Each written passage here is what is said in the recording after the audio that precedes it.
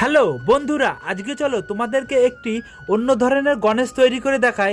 চলো, এটি হলো একটি আট গণেশ তৈরি করছি। আর ওই দেখো ছোট্ট একটি ভুঁড়িও লাগানো হয়ে গেল। আর এই দেখো একটি পা তৈরি করলাম, আর একটি পাও তৈরি করা হয়ে গেল। এবার চলো এটাকে কেটে সমান করে নিয়ে সেটাকে হালকা করে একটু বেঁকিয়ে দিলাম।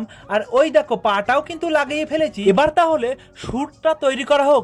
আর গণেশের সুরটাই কিন্তু মেন। আর ওই দেখো আমি সেই সুরটাই কিন্তু তৈরি করছি, আর সেটাও কিন্তু তৈরি করা হয়ে গেল। চলো তাহলে এবার লাগানো যাক। আর ওই দেখো আমি লাগিয়েও ফেললাম তো বলতে বলতে।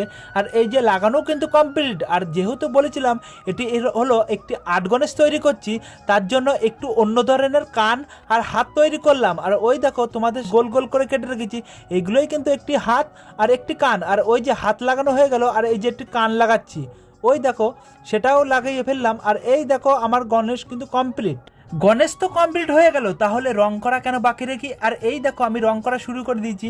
কেমন লাগছে বন্ধুরা দেখে জানিও। আরও একটি কিন্তু আমি বানিয়েছিলাম, সেটাও এই দেখো তোমাদের সামনে তুলে ধরলাম। কেমন লাগলো ভিডিওটা জানিও বন্ধুরা। তাহলে আজকের মতন আসি।